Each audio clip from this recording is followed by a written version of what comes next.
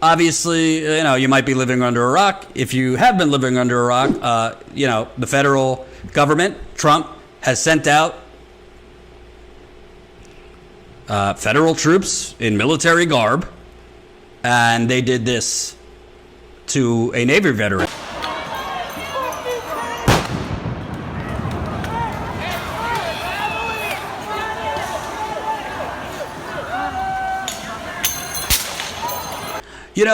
These Portland protests are horrific. I don't want you to get it twisted.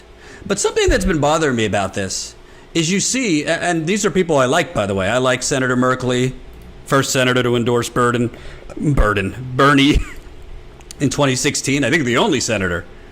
He's proposing legislation with Ron Wyden and Chris Murphy that would require individual and agency identification on uniforms of all officers and prevent unmarked vehicles from being used in arrests, limit federal agents' crowd control activities to federal property and its immediate vicinity, require disclosure on an agency website within 24 hours of deployment specifying the number of personnel and purposes of deployment, make arrests in violation of these rules unlawful.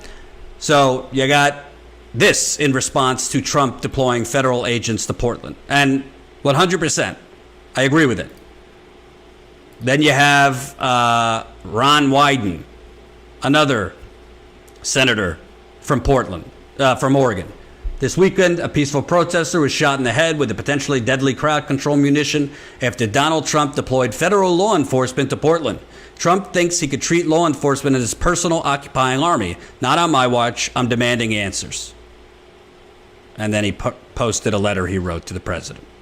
But what bothers me, and again, this is with the selective action from Democrats. When it's Trump, they'll act. And they should act, by the way. This is out of control, what Trump is doing. It's fascism, straight up. It should not be allowed. Federal agents have no business in American cities as American citizens are protesting.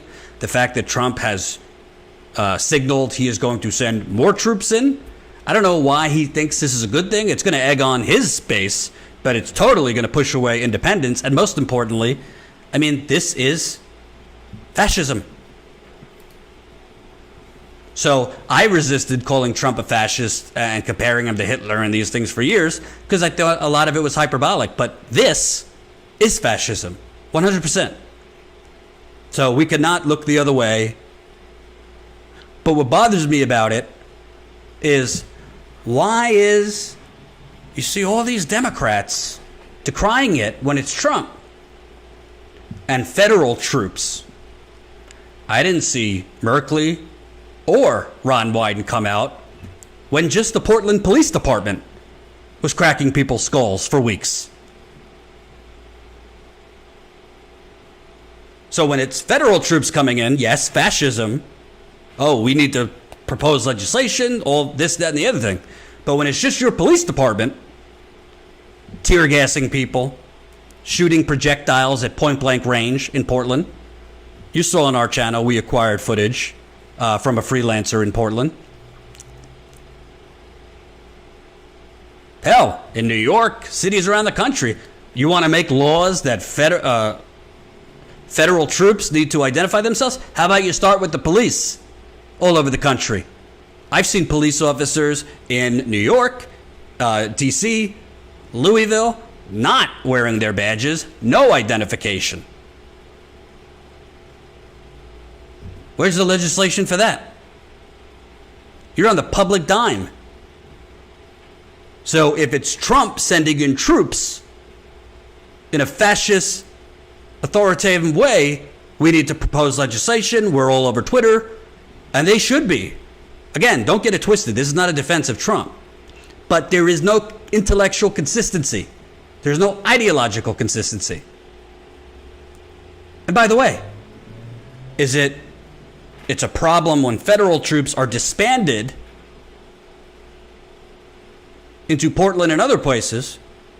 Where the hell were these people when the Department of Homeland Security, federal, the U.S. Marshals, federal, the FBI, federal, were literally working with a private fossil fuel company, Energy Transfer Partners, and a paramilitary group, Tiger Swan, to literally surveil the Standing Rock protests, infiltrate moles into the Standing Rock camp. I ain't making it up. Read The Intercept. They did great reporting on it. You're the federal government literally hiring moles and putting them in camps in service of an oil company to surveil and divide peaceful protests in America. Now, is that the equivalent of federal troops on the ground hitting this Navy veteran with batons? Spraying tear gas in his face? No. I don't want a false equivalence here. But the point is, the resistance and these Democrats have nothing to say when the federal government, literally, you're talking 3 or 4 federal agencies were working with a Tiger Swan, a pretty sketchy group, the equivalent to Blackwater, working with them at Standing Rock. Pin drops, crickets. And I'd like some Democrats not just to speak up when Trump is dispatching federal troops. Yeah, speak up. Where were you speaking up against the Seattle Police Department dispatching tear gas on its people? The only person I heard from was City Councilwoman Shama Sawant, a socialist champion. Portland, literally, the police were out of control in Portland and all the other cities. Yeah, Democrats gave lip service, but they weren't proposing legislation to mandate that police keep their identification on at all times. Hell, cities and states have laws now for police departments to keep their body cameras on at all times. And in all these situations, the body camera wasn't on. Malfunction, they forgot. There's nothing done to the police officers in that case.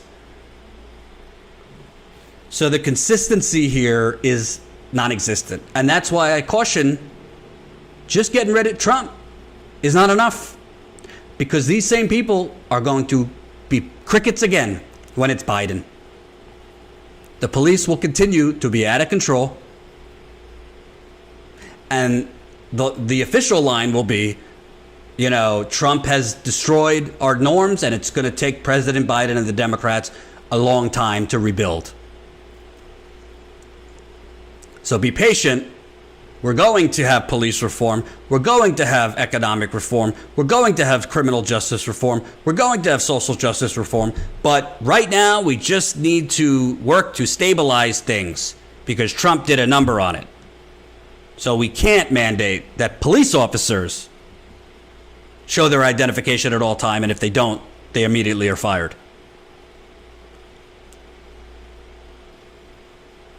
We can't propose legislation to make tear gas illegal in the United States. Sorry, can't do it right now. Too busy undoing what Trump did. And the media will fall in line. Hope you enjoyed that last video. Hop on over to statuscoup.com where you can sign up for our email list and become a member for as low as $5 to $10 a month. Membership is how we grow. That's statuscoup.com/join. And remember, join our email list so we can grow the revolution with you.